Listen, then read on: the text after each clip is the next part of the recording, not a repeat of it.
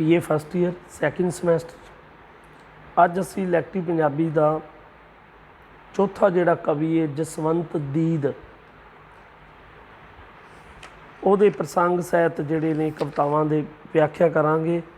तो पहली जिहड़ी ਉਹਦੀ कविता है सवालिया फिक्रे, वो है ऊड़ा पैरा आप पढ़ांगे।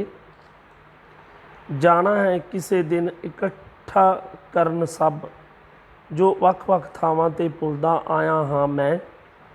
जावांगा मैं बाप कोल जावांगा, पुछांगा कि वहंगी ते मोढे दोवें थक गए ने। वहंगी की है सरवण जिहड़ा पुत्तर है वो अपने माता पिता नूं तीर्थ की यात्रा जिहड़ी है इच्छा पूरी कर लई वहंगी भी बिठा के वहंगी नूं मोढे उत्ते चौकी यात्रा करन दी कथा वाल इशारा करता है वाला। बदल दईए दईए सवारी साधन जा सफ़र। तो प्रसंग में आप लिखांगे ये काव टोटा नक्श नुहार काव संग्रह में दर्ज जसवंत दीद की कविता सवालिया फिक्रे विचों लिया गया है। इस कविता विच कवि ने वर्तमान मनुख की स्वै केंद्रित हो रही जिंदगी के वरतारे नूं व्यंग मूलक विधि राहीं पेश किया है। कवि ये दस्सण का यतन करता है कि वर्तमान मनुख लई मापियां दोस्तां प्रेमिका ते पत्नी आदि सब रिश्ते उसके स्वै केंद्रित जीवन सामने हेच हो चुके हैं। व्याख्या कवि कहता कि एक दिन उसने वो सब कुछ इकट्ठा करने लई जाना है जो कुछ वो पिछले समय वक् वक् थावां उत्ते भुलदा आया है। इस मंतव लई वो अपने माँ बाप कोल जावेगा ते उन्हां नूं पुछेगा कि उस द्वारा उन्हां दा भार सहंदिया वहंगी ते मोढे दोवें थक गए हैं। वो उस नूं दस्सण कि इन्हां विचों किहड़ी चीज़ बदल लई जावे, उन्हां दी सवारी दा साधन जां समूचा सफ़र। अर्थात अज उस स्वै केंद्रित मनुख के रूप मापियां दी मर्जी अनुसार उन्हां दी इच्छावां ते लोड़ां पूरीआं करन तो उकताया होया है। वो किसी न किसी तरह इन्हां तो छुटकारा चाहता है। दूजा पैरा ऐड़ा पैरा जाना है दोस्तां दी गली भी जाना है, दस्सन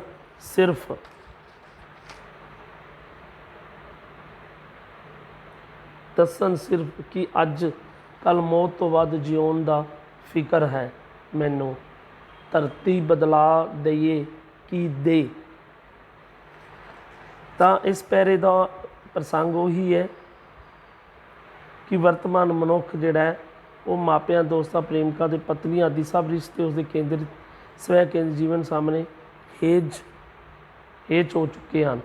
व्याख्या विच कवि कहता है कि किसी दिन उसने माँ बाप को जाने तो इलावा अपने दोस्तों की गली में भी सिर्फ ये दस्सण लई जाना है कि स्वै केंद्रित व्यक्ति के रूप में उसनूं मौत तो बहुत जीवन का फिक्र है। अते इस मंतव लई उसके मन में सवाल पैदा होता है कि वो इस धरती नूं ही बदल देवे जां देह नूं बदल देवे लवे तां जो उसका किसी अजे दोस्त नाल वाह ना पवे जो उस कोलों कुछ आस रखदा होवे।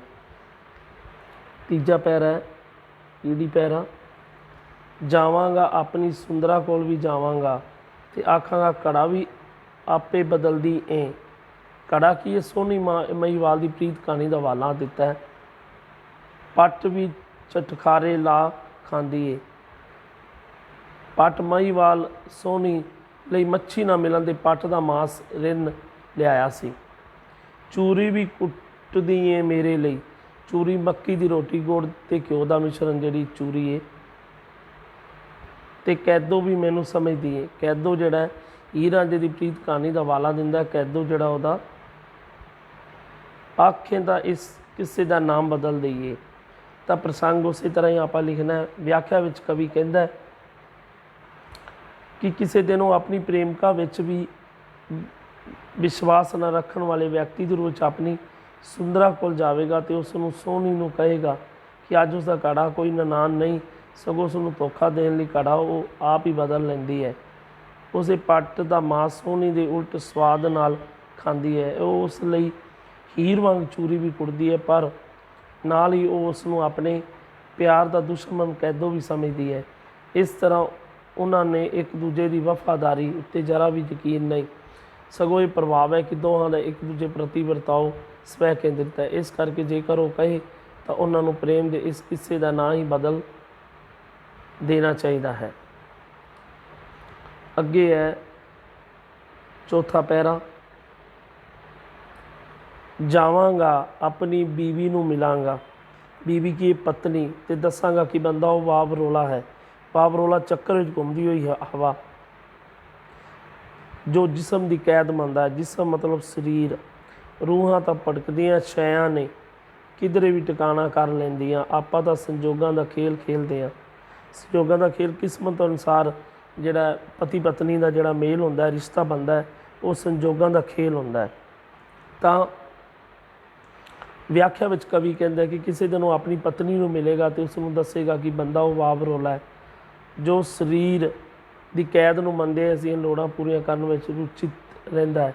ਬੰਦਿਆਂ ਦੀ ਰੂਹਾਂ ਉਹ ਭਟਕਦੀਆਂ ਚੀਜ਼ਾਂ ਹਨ ਜਿਹੜੀਆਂ ਆਪਣੀ ਇੱਛਾਵਾਂ ਦੀ ਪੂਰਤੀ ਲਈ ਕਿਤੇ ਵੀ ਟਿਕਾਣਾ ਕਰ ਲੈਂਦੀਆਂ ਹਨ।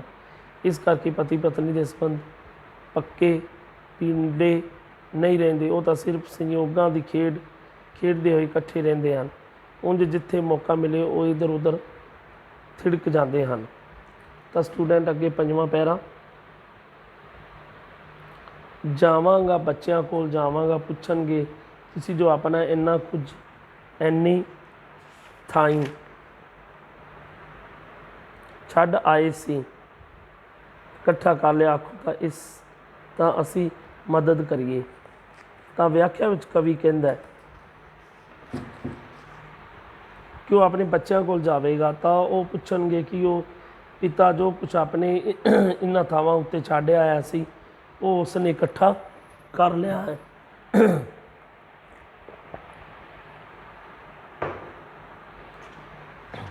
ਜਾਂ ਇਸ ਕੰਮ ਲਈ ਉਸ ਨੂੰ ਉਹਨਾਂ ਦੀ ਮਦਦ ਦੀ ਲੋੜ ਹੈ। ਕਵੀ ਦਾ ਕਹਿਣ ਤੋਂ ਭਾਵ ਹੈ ਕਿ ਬੀਤੇ ਸਮੇਂ ਜਿੰਨਾ ਕੁ ਸਵੈ ਕੇਂਦਰਿਤ ਹੋਇਆ ਸੀ ਉਸ ਦੇ ਬੱਚੇ ਉਸ ਤੋਂ ਵਧੇਰੇ ਸਵੈ ਕੇਂਦਰ ਨਿਕਲ ਤੇ ਵਰਤਮਾਨ ਪੀੜ੍ਹੀ ਦੇ ਨੈਤਿਕ ਗਿਰਾਵਟ ਵੱਧਦੀ ਜਾ ਰਹੀ ਹੈ। ਅੱਗੇ ਸਟੂਡੈਂਟ ਛੇਵਾਂ ਪੈਰਾ।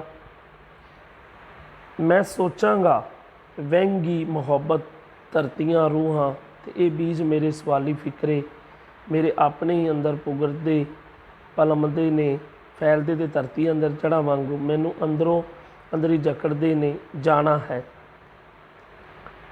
ਤਾਂ ਵਿਆਖਿਆ ਵਿੱਚ ਕਵੀ ਕਹਿੰਦਾ ਹੈ ਕਿ ਆਪਣੀਆਂ ਭੁੱਲੀਆਂ ਅਵਸਥਾ ਇਕੱਠੀਆਂ ਕਰਨ ਦੇ ਸੰਬੰਧ ਵਿੱਚ ਆਪਣੇ ਮਾਪਿਆਂ, ਦੋਸਤਾਂ, ਪ੍ਰੇਮਿਕਾ, ਪਤਨੀ ਦੇ ਬੱਚਿਆਂ ਨੂੰ ਮਿਲਣ ਪਿੱਛੋਂ ਉਹ ਸੋਚੇਗਾ ਕਿ ਵਹਿੰਗੀ ਤਦ ਮਾਪਿਆਂ ਪ੍ਰਤੀ ਫਰਜ਼, ਮੁਹੱਬਤ ਅਰਥਾਤ ਪ੍ਰੇਮਿਕਾ ਨਾਲ ਸੰਬੰਧ, ਧਰਤੀਆਂ ਰੂਹਾਂ ਸੰਬੰਧੀ ਬੀਜ ਰੂਪੀ ਸਵਾਲੀਆ ਫਿਕਰੇ ਉਸਦੇ ਆਪਣੇ ਅੰਦਰ ਪੁਗਰਦੇ, ਵੱਧਦੇ, ਫੁੱਲਦੇ, ਫੈਲਦੇ ਤੇ ਧਰਤੀ ਅੰਦਰ ਫੈਲੀਆਂ ਜੜ੍ਹਾਂ ਵਾਂਗੂ ਉਸ ਨੂੰ ਅੰਦਰੋਂ ਅੰਦਰੀ ਜਕੜਦੇ ਜਾਂਦੇ ਹਨ ਅਤੇ ਉਸ ਨੂੰ ਸਮਝ ਨਹੀਂ ਲੱਗਦੀ ਕਿ ਉਹ ਕੀ ਕਰੇ।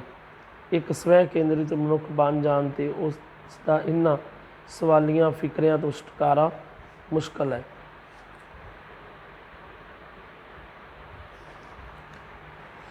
ਤਾਂ ਅੱਗੇ ਹੈ ਸਵਾਲੀਆ ਫਿਕਰੇ ਕਵਿਤਾ ਵਿੱਚ ਆਏ ਵਿਚਾਰਾਂ ਦਾ ਸਾਰ ਲਿਖੋ। ਤਾਂ ਸਵਾਲੀਆ ਫਿਕਰੇ ਸੰਬੰਧੀ ਦੀ ਰਚਨਾ ਹੈ। ਇਸ ਕਵਿਤਾ ਵਿੱਚ ਕਵੀ ਨੇ ਮਨੁੱਖ ਦੀ ਸਵੈ ਕੇਂਦਰਿਤ ਹੋ ਰਹੀ ਜ਼ਿੰਦਗੀ ਦੇ ਵਰਤਾਰੇ ਨੂੰ ਵਿਅੰਗ ਮੂਲਕ ਵਿਧੀ ਰਾਹੀਂ ਪੇਸ਼ ਕੀਤਾ ਹੈ। ਕਵੀ ਕਹਿੰਦਾ ਕਿ ਇੱਕ ਦਿਨ ਉਸਨੇ ਸਭ ਕੁਝ ਇਕੱਠਾ ਕਰਨ ਲਈ ਜਾਣਾ ਹੈ ਜਿਹੜਾ ਉਹ ਵੱਖ-ਵੱਖ ਥਾਵਾਂ 'ਤੇ ਭੁੱਲ ਆਇਆ ਸੀ। ਇਸ ਲਈ ਉਹ ਸਭ ਤੋਂ ਪਹਿਲਾਂ ਆਪਣੇ ਮਾਂ-ਬਾਪ ਕੋਲ ਜਾਵੇਗਾ ਅਤੇ ਕਹੇਗਾ ਕਿ ਉਹਨਾਂ ਦੀਆਂ ਇੱਛਾਵਾਂ ਪੂਰੀਆਂ ਕਰਦਾ ਹੈ। ਉਹ ਥੱਕ ਗਿਆ ਅਤੇ ਹੁਣ ਉਹਨਾਂ ਦੀ ਇੱਛਾਵਾਂ ਦੀ ਪੂਰਤੀ ਦੇ ਸਾਧਨ ਅਤੇ ਤਰੀਕੇ ਅਤੇ ਮੰਤਵ ਨੂੰ ਬਦਲਣਾ ਚਾਹੁੰਦਾ ਹੈ। ਅਰਥਾਤ ਉਹ ਉਹਨਾਂ ਦੀਆਂ ਇੱਛਾਵਾਂ ਪੂਰੀਆਂ ਕਰਨ ਦੀ ਜ਼ਿੰਮੇਵਾਰੀ ਤੋਂ ਆਪਣਾ ਪੱਲਾ ਝਾੜਨਾ ਚਾਹੁੰਦਾ ਹੈ। ਮਾਪਿਆਂ ਨੂੰ ਮਿਲਣ ਮਗਰੋਂ ਦੋਸਤਾਂ ਦੀ ਗਲੀਆਂ ਵਿੱਚ ਸਿਰਫ ਇਹ ਦੱਸਣ ਲਈ ਜਾਣਾ ਚਾਹੁੰਦਾ ਹੈ ਕਿ ਅੱਜ ਕੱਲ੍ਹ ਉਸ ਨੂੰ ਮੌਤ ਤੋਂ ਬਾਅਦ ਜਿਉਣ ਦਾ ਫਿਕਰ ਹੈ ਅਤੇ ਇਸ ਲਈ ਉਹ ਧਰਤੀ ਜਾਂ ਦੇਹ ਵੀ ਬਦਲਣ ਲਈ ਤਿਆਰ ਹੈ। ਅਰਥਾਤ ਉਸ ਨੂੰ ਦੋਸਤਾਂ ਦੀ ਵੀ ਕੋਈ ਲੋੜ ਨਹੀਂ ਹੈ। ਇਸ ਪਿੱਛੋਂ ਉਹ ਆਪਣੀ ਪ੍ਰੇਮਿਕਾ ਕੋਲ ਜਾ ਕੇ ਉਸ ਨੂੰ ਦੱਸਣਾ ਚਾਹੁੰਦਾ ਹੈ ਕਿ ਉਸ ਵਿੱਚ ਵੀ ਕੋਈ ਵਿਸ਼ਵਾਸ ਨਹੀਂ। ਉਸ ਹਿਸਾਬ ਨਾਲ ਉਹ ਸੋਹਣੀ ਜਾਂ ਹੀਰ ਵਰਗੀ ਵਫਾਦਾਰ ਨਹੀਂ, ਸਗੋਂ ਚਾਲਬਾਜ਼ ਅਤੇ ਮਤਲਬੀ ਹੈ। ਇਸ ਪਿੱਛੋਂ ਆਪਣੀ ਪਤਨੀ ਨੂੰ ਮਿਲ ਕੇ ਦੱਸੇਗਾ ਕਿ ਮੈਨੂੰ ਇੱਕ ਖਵਾਬ ਰੋਲਾ ਹੈ। ਉਹ ਸਰੀਰਕ ਲੋੜਾਂ ਦੀ ਪੂਰਤੀ ਵਿੱਚ ਫਸਿਆ ਰਹਿੰਦਾ ਹੈ ਤੇ ਉਸ ਦੀ ਭਟਕਦੀ ਰੂਹ ਜਿੱਥੇ ਚਾਹੇ ਟਿਕਾਣਾ ਬਣਾ ਕੇ ਆਪਣੀਆਂ ਇੱਛਾਵਾਂ ਦੀ ਪੂਰਤੀ ਕਰਦੀ ਹੈ। ਪਤੀ ਪਤਨੀ ਦਾ ਸੰਯੋਗਾਂ ਦੀ ਖੇਡ ਖੇਡਦੇ ਹੋਏ ਇਕੱਠੇ ਰਹਿੰਦੇ ਹਨ। ਫਿਰ ਜਦੋਂ ਉਹ ਆਪਣੇ ਬੱਚਿਆਂ ਨੂੰ ਮਿਲੇਗਾ ਤਾਂ ਉਹ ਉਸ ਨੂੰ ਉਸ ਤੋਂ ਵੱਧ ਸਵੈ ਕੇਂਦਰੀ ਜੀਵਨ ਨਾਲ ਜੁੜੇ ਹੋਏ ਦਿਖਾਈ ਦੇਣਗੇ ਤੇ ਉਸ ਦੀ ਜ਼ਿੰਦਗੀ ਨੂੰ ਸਵੈ ਕੇਂਦਰਿਤ ਕਰਨ ਵਿੱਚ ਸਹਾਇਤਾ ਦੇਣ ਦੀ ਗੱਲ ਕਰਨਗੇ। ਕਵੀ ਦਾ ਵਿਚਾਰ ਕਿ ਮਾਤਾ ਪਿਤਾ ਦੋਸਤਾਂ ਪ੍ਰੇਮਿਕਾ ਪਤਨੀ ਦੇ ਬੱਚਿਆਂ ਸੰਬੰਧੀ ਉਸਦੇ ਮਨ ਵਿੱਚ ਉੱਠਦੇ ਸਵੈ ਕੇਂਦਰਿਤ ਵਿਚਾਰ ਉਸ ਨੂੰ ਜਕੜਦੇ ਜਾਂਦੇ ਤਾਂ ਉਸ ਦਾ ਇਹਨਾਂ ਤੋਂ ਛੁਟਕਾਰਾ ਪਾਉਣਾ ਸੰਭਵ ਨਹੀਂ। ਤਾਂ ਸਟੂਡੈਂਟ ਅੱਜ ਦਾ ਇੰਨਾ ਹੀ, ਕੱਲ੍ਹ ਨੂੰ ਅੱਗੇ ਕੋਈ ਹੋਰ ਨਵਾਂ ਕੰਮ ਕਰਾਂਗੇ।